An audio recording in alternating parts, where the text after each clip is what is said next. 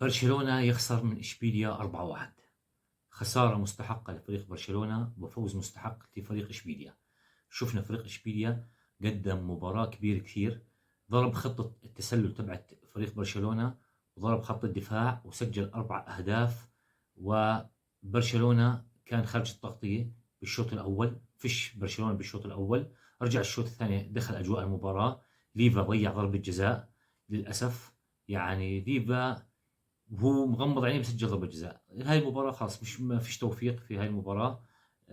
في فترة توقف دولي، بتمنى من هانز فليك انه يخرج لاعبي برشلونة من اثار مباراة باريس، مبين على اللاعبين اثار مباراة باريس في دوري ابطال اوروبا.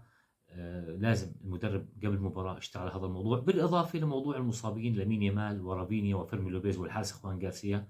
4 غيابات مؤثرة جدا على فريق برشلونة. المفروض انه هانز فليك طلع باقل خسائر من هاي المباراة، لكن قدر الله وما شاء فعل. المباراة خسارتها مش نهاية العالم. للأسف برشلونة يستحق الخسارة وإشبيليا يستحق الفوز، ولكن دائما وأبدا تحيا برشلونة.